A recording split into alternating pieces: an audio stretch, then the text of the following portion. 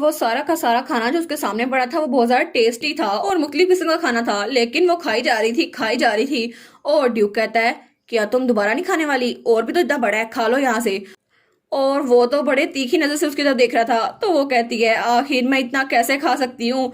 अभी कुछ दिनों पहले तो मुझे सही से खाना मिलना शुरू हुआ है, मैं इतना ज्यादा कैसे खा सकती हूँ? मेरी बैली ये तो फट जाएगी ना खा खा के। तो वो अपने मुंह पे हाथ रख लेती है। वो कहती है, लेकिन लेकिन वो उसे कहना चाहती है, मैं नहीं खाना चाहती। लेकिन ड्यूक की लाल आंखें जब वो देखती है तो वो कहती है, नहीं नहीं मैं खा लेती हूँ। और वो सोचती है, ड्यूक तो अपनी आंखों से कह रहा है कि अगर तुमने ये सब कुछ ना खाया तो मैं तुम्हें जान से मार डालूंगा। वो कहती है, मुझे क्या करना चाहिए, क्योंकि मेरा पेट तो पूरा भर चुका है। तब उसकी मेड वहां पर आती है। वो कहती है, हिज एक्सलेंसी ड्यूक, मुझे आपसे कुछ कहना है। तो ड्यूक कहता है, हाँ कहो, तुम्हें क्या कहना है? वो कहती है, यंग लेडी वो बहुत ज्यादा छोटी है और उनका पेट भी बहुत ज्यादा छोटा है, तो मुझे लगता है उनका पेट भर गया है। अगर वो और खाएंगी तो उनका पेट दर्द करने लग जाएगा। तो वो कहता है, क्या उसका पेट दर्द करने लग जाएगा? तो ड्यूक कहता है, तुम कौन हो? तो वो कहती है, मेरा नाम है आना। तो हमारी कहती है, अच्छा तो इसका नाम आना है, हालांकि मैं इसको रोज देखती हूँ लेकिन मुझे अभी इसका नाम पता चला है। तो ड्यूक कहता है, ठीक है, आज से तुम मेरी बेटी की देखभाल के लिए जिम्मेदार होगी। तो वो कहती है, जी सर, जैसा आप कहें। तो हमारी कहती है, क्या मेरी अपनी मेड, पर्सनल मेड? सच में? क्या इसका मतलब है मैं यहाँ पर रह सकती हूँ? तो तब उसका डैड कहता है, नॉनसेंस क्वेश्चन, तुमने आखिर ये क्यों पूछा? तो हमारी छोटी सी हीरोइन सोचती है, दूसरों की नजर में खुद को सही रखने के लिए ये अपनी बेटी को वापस ले आया है, इसलिए इसका नोबल ऑनर भी रास्ते में आ रहा है, तो ये मुझे बाहर नहीं फेंका, मुझे ये पहले सोच लेना चाहिए था। तो ड्यूक कहता है, क्या तुम सच में और नहीं खाने वाली? वो कहती है, हाँ हाँ, और सर हाँ में हिलाती है बड़ी जोर से। तो ड्यूक बिल्कुल खामोश हो गया था और बहुत जरा घूर के उसको देख रहा था। वो कहती है, क्या अब ये मुझे खाने को तो नहीं कहेगा ना दोबारा, लेकिन मैंने पहले ही खा लिया था। तो ड्यूक जब उसके तो देखता है तो वो सोचती है, मैं तो इतनी जरा ऑकवर्ड हो रही हूँ, ये मेरी तरफ घूरी क्यों जा रहा है, कुछ बोल क्यों नहीं रहा, प्लीज कोई तो मेरी हेल्प करो। तभी वहां पर एक स्पाई आता है। वो कहता है, योर एक्सलेंसी ड्यूक, मुझे माफ कीजिएगा लेकिन एम्पीरियर पहले से कोई आपसे मिलने के लिए आया है, इसलिए आपको चलना चाहिए। तो हमारी कहती है, नाइस टाइमिंग, तुमने तो अच्छा काम किया, जल्दी जाओ। तो वो कहता है, ठीक है अब मैं चलता हूँ। तो हमारी सोचती है, मैं तो बस वैसे फिक्र हो रही थी, लेकिन अच्छा हुआ कि ये शेड्यूल के बगैर यहाँ पर आया था, अच्छा हुआ चला गया। तो ड्यूक जाते हुए कहता है, कुछ भी स्टूपिड ना करना और स्टिल रहना। वो कहती है, जी जी। तो हमारी सोचती है, शायद मैंने बहुत ज़रा विंडोज क्लीन की थी ना आज, इसलिए मुझे इतना अच्छा खाने को मिला है। लेकिन तब दोबारा से वो अपने बेड पे लेट गई थी और उसका पेट तो पूरा का पूरा भरा हुआ था। वो कहती है, जिंदगी की तरह मुश्किल है, जब मुझे खाने को कुछ नहीं मिलता था तो कुछ नहीं मिलता था, और अब खाने को कुछ मिला है तो इतना सारा कुछ मिल गया है, लेकिन अब तो मैं पानी भी नहीं पी सकती। तो तभी वहां पर एक मेड आती है। वो कहती है, माई लेडी। तो हमारी जब वहां पर देखती है तो वो मेड कहती है, जैसा कि आप देख सकती हैं, हिज एक्सलेंसी ड्यूक ने आपको अबंडन नहीं किया था। तो वो उठते हुए कहती है, हाँ हाँ बिल्कुल। और वो सोचती है, क्योंकि उसकी रेपुटेशन रास्ते में है ना, इसलिए वो मुझे वापस ले आया है। तो उसकी मेट कहती है, और आपको घर के काम करने की भी जरूरत नहीं है, आप बहुत ज्यादा छोटी हैं, इसलिए आपको बिल्कुल भी फिक्र करने की जरूरत नहीं है, क्योंकि काम करने के लिए हम सब हैं ना। तो वो सोचती है, क्या काम करने के लिए सब कुछ है? क्या मैं इनको बहुत ज्यादा परेशान लग रही हूँ? तो बाकी की मेट्स भी कहती है, जी जी बिल्कुल, आपकी इतनी ज्यादा छोटी बॉडी है और आपको सफर करने की बिल्कुल भी जरूरत नहीं है, काम करने के लिए हम सब हैं ना। आपको कुछ भी चाहिए हो हमें बता दिया करना, और अगर आपको कोई भी मदद की जरूरत हो तो प्लीज हमें बता दें। तो वो कहती है, क्या क्या तुम सब मेरे लिए फिक्रमंद हो रही हो? तो सब कहती है, जी जी बिल्कुल, हमें आपकी बहुत ज्यादा फिक्र है। तो आना मेट कहती है, आप बिल्कुल ऑब्वियस बात कर रही हैं। वो कहती है, लेकिन पहले तो किसी को मेरे बारे में फिक्र ही नहीं होती थी, और मुझे लगा था तुम लोग मुझसे इसलिए बात नहीं कर रही क्योंकि तुम लोग को मैं अच्छी नहीं लगती, और मुझे लगा था कि तुम लोग मुझे पसंद नहीं करती, इसीलिए। तो वो कहती है, माई लेडी, हम ऐसा कैसे कर सकती हैं, और आखिर हम आपसे बात कैसे कर सकती हैं? आप तो बहुत ज्यादा खूबसूरत है, लेकिन आप तो बाकी यंग मास्टर से बिल्कुल डिफरेंट है। तो उनमें से एक मेट कहती है, जी बिल्कुल, मुझे लगा था आप बिल्कुल एक नॉर्मल किड की तरह हैं। तो बाकी मेट्स कहती हैं, क्या बकवास किए जा रही हो? वो कहती है, नहीं नहीं मेरी जुबान फिसल गई, मेरा मतलब था आपके भाई भी बिल्कुल नॉर्मल हैं, लेकिन आप तो कुछ ज्यादा ही नॉर्मल है, मतलब अच्छी हैं। तो सारी मेट्स कहती हैं, नैन्सी। तो हमारी सोचती है, अच्छा तो इसका नाम नैन्सी है, लेकिन मैं सच में रीइंकार्नेट हुई हूँ तो मैं कोई आम चाइल्ड तो नहीं हुई ना। वो कहती है, अच्छा ठीक है, तो मैं नॉर्मल चीजें करूंगी, ठीक है। तो वो कहती है, जी जी माई लेडी, आप तो बहुत जरा काइंड है। और उसके बाद रात हो गई थी और फिर सारी की सारी मेड्स उसके पास आ गई थी। वो कहती है, ये पहली बार है जब मुझे लोगों के साथ जरा अच्छा लग रहा है, ये बहुत जरा ऑकवर्ड है लेकिन फिर भी मुझे इतना बुरा नहीं लग रहा। और वो बड़ी खुश हो गई थी। और वो सोचती है, अकेली बेटी है ना, मुझे लगा था फैमिली ये लफ्ज मेरे लिए बिल्कुल अजीब होगा, क्योंकि मैं किसी और के घर में रहा करती थी, और वो मेरे अंकल और मेरी कजन वो तो बहुत ज्यादा अच्छे थे, लेकिन मैं, जैसा कि आना ने कहा, मैं ड्यूक की असली बेटी हूँ और मुझे इनसिक्योर होने की जरूरत नहीं है। लेकिन अंकल ने मुझे कहा था कि मेरी मॉम किसी और के साथ थी, शायद मैं ड्यूक की बेटी नहीं हूँ, और मुझ में तो कोई डार्क एनर्जी भी नहीं है, और इसके अलावा उनके बाल तो जेट ब्लैक हैं और उनकी आंखें लाल हैं, बिल्कुल रेड, और उनका फेस तो बहुत ज्यादा शार्प है, लेकिन मेरे तो पिंक बाल हैं बिल्कुल पेटल्स की तरह, और मेरी आंखें ये तो क्रिस्टल ब्लू हैं जैसे जैमस्टोन, और मेरा फेस तो बहुत ज्यादा इनोसेंट लगता है, लेकिन ड्यूक और मैं तो बिल्कुल भी एक दूसरे से नहीं मिलते। और अगर मार्क्विस यानी मेरे अंकल के अल्फाज ठीक हुए तो इसका मतलब है मैं ड्यूक की बेटी नहीं हूँ, और शायद वो मुझे घर से बाहर निकाल देंगे। और ड्यूक वो तो बहुत ज्यादा टायरेंट था, विलन था और डार्कनेस से भरा हुआ था, तो ये रोमांस फैंटेसी तो नहीं हो सकती ना। तो वो कहती है इसलिए जिंदा रहने के लिए मुझे अपनी एफर्ट्स खुद डालनी होगी, बिल्कुल एक असल बेटी की तरह। इसलिए मुझे उनकी अफेक्शन गेन करनी होगी ताकि वो मुझे जान से ना मार डाले। तो तब वो अपने आप को शीशे में देखकर सोचती है इसलिए मुझे सिचुएशन के लिए तैयार रहना होगा, चाहे कुछ भी हो जाए। मैं एक प्रो रोमांस फैंटेसी रीडर हूँ, तो मुझे पता होना चाहिए नॉवेल्स में क्या होता है। तब वो अपने डैड के ऑफिस के बाहर पहुंच गई थी। वो कहती है ठीक है मैं ये कर सकती हूँ। वो तो बहुत ज्यादा यकीन लग रही थी। वो कहती है बस मुझे उनसे जाके बातें तो करनी है, और क्या करना है। वैसे भी हीरोइंस बहुत ज्यादा कर्जियस होती हैं, और अगर कुछ ज्यादा जरा हो गया तो क्या होगा। वो कहेंगे आखिर ये लड़की यहाँ पर क्या कर रही है, इसकी हिम्मत कैसे हुई, ये यहाँ पर आ गई। वो कहती है नहीं मुझे ये नहीं सोचना चाहिए, अगर मैंने ये सब कुछ सोचा तो क्या पता सच हो जाए। और तब वो कहती है ठीक है बस 10 तक काउंट करती हूँ, फिर मैं दरवाजा खटखटाती हूँ। लेकिन तभी दरवाजा खुल जाता है और वहां पर ड्यूक का स्पाई था। वो कहता है यंग मिस्ट्रेस, ड्यूक ने कहा है आप अंदर आ सकती हैं। वो कहती है क्या, इसे दरवाजा क्यों खोल दिया, इसको कैसे पता मैं यहाँ पर हूँ। लेकिन वो चल के अंदर जाती है और ड्यूक वहां सोफे बैठा हुआ था और बहुत ही ज्यादा हैंडसम लग रहा था, लेकिन वो बहुत ज्यादा घूर के उसको देख रहा था। तो वो हंसते हुए कहती है फादर। और तब उसके पास आके कहती है मैंने आपको बहुत ज्यादा मिस किया। तो तब उसके सारे के सारे सबॉर्डिनेट वहां पे बैठे थे। वो कहते हैं क्या। तो हमारी कहती है इनका रिएक्शन ऐसा क्यों है, मैंने कुछ गलत तो नहीं कर दिया। तो ड्यूक से कहता है तुमने मुझे मिस किया, अच्छा। वो कहती है हाँ बिल्कुल।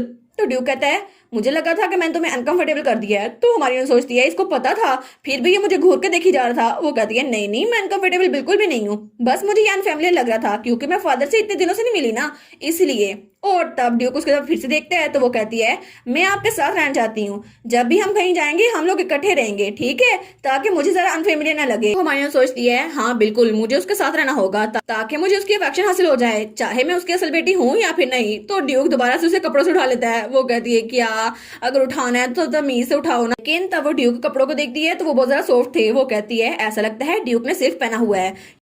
तो वो सोचती है मुझे बस काम डाउन रहना होगा। और तब वो कहती है फादर मैं आपके चेहरे पे कुछ करना चाहती हूँ। और तब वो अपने डैड के चेहरे पे हाथ रखती है। वो कहती है मैंने ये कर दिखाया। वो दिल पर सोचती है इनका फेस तो बिल्कुल बेबी की तरह है, बहुत ज्यादा अच्छा है। वो कहती है आपका फेस तो बिल्कुल बेबी की तरह है। तो तभी उसे आवाज आती है कंडीशंस पूरी हो गई, आइडेंटिटी वेरिफिकेशन, अफ्तान का कॉन्ट्रैक्ट कंफर्म हो गया। वो कहती है क्या, ये क्या है। तब उसके फादर के चेहरे और उसके चेहरे के दरमियान एक स्क्रीन उभरती है। वो कहती है क्या, और वहां पर लिखा था awakening rush and cash attribute, आपकी एबिलिटी एक्टिव हो गई है, अब आप अपनी एबिलिटी को यूज कर सकती हैं। वो कहती है क्या, मेरी एबिलिटी, क्या ये वही है जिसका उस एंजल ने वादा किया था, लेकिन अभी क्यों अचानक, अभी क्यों। तो वो कहती है क्या ये विंडो कहाँ से आ गई, क्या मैं इल्यूजन देख रही हूँ, क्योंकि मैं बहुत ज्यादा शौक थी। लेकिन तभी वहां पर नाम था अफ्तांस। वो कहती है आखिर ये नाम मैं कैसे भूल सकती हूँ, ये तो उसी एंजल का नाम था ना। नहीं उस डीमन का नाम जिसने मुझे ट्रिक किया था रीइंकार्नेट होने में। तो वो कहता है रिवाइवल ओके है ना, तुम्हारी पावर ओके है ना। वो कहती है आखिर ऐसा क्यों है, और क्या ये रश एंड कैश है जिसकी वजह से मैं पैसे भी कमा सकती हूँ। तो तभी उसका डैड कहता है सॉफ्ट लाइक अ बेबी, तुमने यही कहा ना। वो सोचती है क्या मैंने कुछ ज्यादा ही ऊंची बोल दिया था, लेकिन मुझे लगता है मैंने कुछ ज्यादा आवाज कर दी थी। और उसका फादर उसे उठाता है और अपनी गोद में बिठा लेता है। वो कहती है क्या इसने मुझे गोद में बिठा लिया। तो तब उसकी तरफ हाथ बढ़ाता है और उसके गाल पे पोक करता है। वो कहता है ये तो बहुत ज्यादा सॉफ्ट है, और वो उसके गाल को छुई जा रहा था। तो वो सोचती है क्या ये टायरेंट सच में मुझे एक डम घर में बदलने वाला है, लेकिन मैंने सुना था कि बच्चे बहुत ज्यादा क्यूट लगते हैं सबको। लेकिन उसका डैड कहता है तुम तो एक एंग्री पुफर फिश की तरह लग रही हो। वो सोचती है मुझे लगा था मैं क्यूट लग रही हूँ, लेकिन उन्होंने क्या कह दिया। वो कहती है अब और कोई तरीका नहीं है। और तब सुबह के वक्त, दोपहर के वक्त, शाम के वक्त वो अपने डैड के साथ ही थी और उसके फादर ने उसे उठाया हुआ था। लेकिन आखिर में रात के वक्त उसके डैड ने उसे अपने कमरे में छोड़ दिया था। तो वो कहती है क्या उसने मुझे कहा नहा लो, लेकिन मैं इतनी गंदी भी तो नहीं हूँ ना। वो अपने आप को स्मेल करती है। वो कहती है नहीं इतनी गंदी भी नहीं हूँ, लेकिन उसने मुझे पूरा दिन उठाया क्यों हुआ था, क्या इस वजह से जो मैंने पहले कहा था कि मुझे आपके साथ रहने का मौका नहीं मिलता। हाँ ऐसा ही हो सकता है। तब उसकी मेट वहां पर आती है। वो कहती है लिटिल मिस क्या हम मैं आपको नहलाएं। वो कहती है हाँ ठीक है। और उसके बाद वो नहा रही थी। वो सोचती है ड्यूक के मुकाबले में मुझे लगता है मेरे पास बहुत सारी इंपॉर्टेंट चीजें करने के लिए। और तब वो आराम से अपने बेड पे बैठी हुई थी। वो सोचती है मुझे ड्यूक की तरफ अटेंशन पे करनी होगी, उसकी वजह से वो विंडो, अरे हाँ वो विंडो भी तो आई थी ना, मुझे अब देखना चाहिए उसमें क्या है। तो तब वो देखती है तो वो विंडो फिर से उसके सामने आ गई थी और उसमें एक नोटिफिकेशन थी। वो कहती है ये नोटिफिकेशन, क्या मैं इसको आंसर करूं। तो वो कहती है हाँ। और तब उसके सामने बहुत ज्यादा चीजें आ गई थी जहां पे लिखा हुआ था डेयर रीडर, ये वही पावर है जो मैंने आपको प्रॉमिस की थी, और इसकी वजह से आप ये तो नहीं समझ रही होंगी ना कि मैंने आपको स्कैम किया है। वो सोचती है ऑफ कोर्स मुझे लगा ही था इसने मुझे स्कैम किया है, लेकिन चलो मेरे पास पावर तो आई ना। तो वहां पर लिखा था ड्यूक के फेस को पकड़ना है और ये रीडर के लिए बहुत ज्यादा सूटेबल पावर है, इसलिए आई होप आप इसे अच्छे से यूज करेंगी। तो वो कहती है क्या अच्छे से यूज करूंगी, और वहां पे उसकी एट्रीब्यूट लेवल F था और एट्रीब्यूट इफेक्ट उसकी वजह से वो किसी भी रोमांस फैंटेसी नॉवल से किसी को भी समन कर सकती थी कैश के जरिए, और उसकी वजह से वो पैसे भी कमा सकती थी। वो कहती है क्या ये सच में मेरी एबिलिटी है, लेकिन ये एबिलिटी क्या मेरे काम आएगी भी या नहीं। लेकिन जब वहां पर कैश बढ़ती है तो वो कहती है अमेजिंग, इससे तो मुझे पैसे भी मिलेंगे, आहा मनी ही मनी। तो वो सोचती है लेकिन इस सब की वजह से यहाँ मेरा सर्वाइवल अच्छा गुजरेगा, है ना, मुझे मरने की फिक्र नहीं होगी, फिर तो मैं दुनिया को भी अपने कब्जे में कर सकती हूँ, है ना, मेरा तो बड़ा अच्छा हो गया, बड़ी अच्छी पावर मिल गई है मुझे। तो तभी वहां पर एक और नोटिफिकेशन आता है, एक new mission, prove your worth. वो कहती है क्या अपनी वर्थ प्रूव करनी है। तो वो कहता है जी डियर रीडर, क्या आपको लगा था कि ये सेलिब्रेशन के लिए अच्छा टाइम है, आपको अपनी वर्थ प्रूव करनी होगी, उसकी वजह से आपकी एबिलिटी परफेक्ट हो जाएगी, वरना आपकी एबिलिटी किसी काम का नहीं है। वो कहती है हैं मुझे ये सब कुछ करना होगा, और तब वहां पे क्लिक करती है तो वो लिखा था आपने अपने मिशन को एक्सेप्ट कर लिया है। वो कहती है ऑल राइट, अब मुझे अपनी एबिलिटी को यूज तो करना है ना, तो मुझे अपनी वर्थ को प्रूव करना होगा, लेकिन वो कैसे करना है, रोमांस फैंटेसी नॉवेल्स में कैसे कर सकते हैं, जैसे national treasure of the empire को लेकर या होली आर्टिफैक्ट को लेकर, या फिर कुछ भी हो सकता है, कोई जैम वगैरह। अरे हाँ, सबके पास जनरेशन से हेयरलूम्स भी तो होते हैं ना, जिसमें बहुत ज्यादा ट्रायर होता है, तो मैं डैड से कहूंगी कि मुझे वो ट्रायर रूम दिखाएं, मेरे पास कैश होगा ना और मेरी एबिलिटी भी एक्टिवेट हो जाएगी, हाँ ये ग्रेट होगा। लेकिन वो सोचती है क्या सच में इससे कोई बड़ा मसला तो नहीं आ जाएगा, जब मैं डैड से कहूंगी मुझे वो देखना है और वो कहेंगे नहीं नहीं तुम नहीं देख सकती। लेकिन तभी उसे नींद आने लग जाती है। वो सोचती है मुझे आगे प्लान तो करना है, लेकिन ये बॉडी बहुत ज्यादा छोटी है, मुझे तो नींद आ रही है। तभी हमें सुबह का सीन दिखा रहता है और वो सो के उठती है, तो तब उसकी बेड सामने खड़ी थी। वो कहती है क्या हुआ आपको। वो कहती है क्या तुम यहाँ पर आई थी रात को। वो कहती है नहीं नहीं, हमें यहाँ पे रात को अलाउ नहीं है आना जब आप सो रही हो। तो वो सोचती है अच्छा, तो उसकी मेड कहती है चले हम कपड़े तब्दील करते हैं, ठीक है। और उसके बाद वो आगे जाते हुए कहती है गुड मॉर्निंग सिस्टर्स, और सब मेड से कहती है, तो सब मेड्स भी उसको गुड मॉर्निंग कहती हैं। और फिर उसके सामने एक ज्वेलरी थी, वो कहती है ये ज्वेलरी कितनी ज्यादा खूबसूरत है ना। तो मेड उसके बालों में कंघी करी थी। वो कहती है बिल्कुल ये आप पे बहुत ज्यादा क्यूट लगती है। तो वो कहती है लेकिन ये तो बहुत ज्यादा एक्सपेंसिव है ना, क्या मैं इसे पहन सकती हूँ। तो मेड्स कहती हैं आप क्या बात कर रही हैं, ऑफ कोर्स आप ये पहन सकती हैं, ये आपके लिए बनाई गई है और किसके लिए है। तो सोचती है यही मौका है, मुझे अपनी स्किल को यूज करना होगा। तो वो इनोसेंट सा फेस बना के कहती है क्या मैं बाकी ज्वेलरी भी देख सकती हूँ, और यहाँ पे इतने सारे कमरे हैं, क्या मैं सबको देख सकती हूँ, और वहां पे जो ट्राइगर पड़ा हुआ है। तो वो कहती है ऑफ कोर्स वो सब आपके लिए तो है, आप देख सकती हैं। वो कहती है हाँ हाँ लेकिन बहुत सारे रूम्स है ना। लेकिन मुझसे कहती है क्या मैं वहां जा सकती हूँ, क्या तुम लोग मुझे वहां ले जा सकती हो। वो कहती है जी जी ऑफ कोर्स, और सबसे ज्यादा बेस्ट रूम वो आपके लिए है। लेकिन वो कहती है अगर मुझे वहां जाने की इजाजत ना मिली तो, और मुझे डांट पड़ गई फिर। तो सब मेट्स कहती हैं क्या, लेकिन आपको डांटेगा कौन। तो वो कहती है लेकिन अंकल तो मुझे बहुत ज्यादा डांटा करते थे, और अगर मैं वहां पर गई तो कोई मसला तो नहीं होगा, फादर मुझे डांटेगा नहीं। तो सब मेड्स वो तो बहुत ज्यादा उदास हो गई थी। वो कहती हैं आखिर इनके चेहरे पे ऐसा एक्सप्रेशन क्यों है। तो उनमें से एक मेड उसे गले लगाती है। दूसरी मेड कहती है नैन्सी। तो वो सोचती है इसे क्या हुआ, इसी तरह बुरा क्यों लग रहा है। तो वो कहती है हमारी लिटिल मिस आप तो बहुत ज्यादा छोटी हैं, लेकिन आप तो अभी भी छोटी बच्ची हैं ना, आपको ये सब सोचने की जरूरत नहीं है, हम सब आपके साथ ही हैं। और तब उसने भी नैन्सी को गले लगा लिया। वो कहती है हाँ बिल्कुल, मुझे उदास होने की जरूरत नहीं है, क्योंकि मेरी सिस्टर्स यहाँ पर है ना मेरी फिक्र करने के लिए। और तब सब मेड्स ने उसे गले लगा लिया था। वो कहती है बस कर दो, मेरा सांस घुट रहा है। और फिर वो सोचती है ये पहली बार है अपनी पूरी लाइफ में जब मुझे इतना सारा लवेबल फील हो रहा है। और तब उसकी मेड आना उसके पास थी और तब उसके सर पे हाथ रखती है। वो सोचती है ये सारी चीजें कितनी ज्यादा अच्छी लग रही हैं, है ना।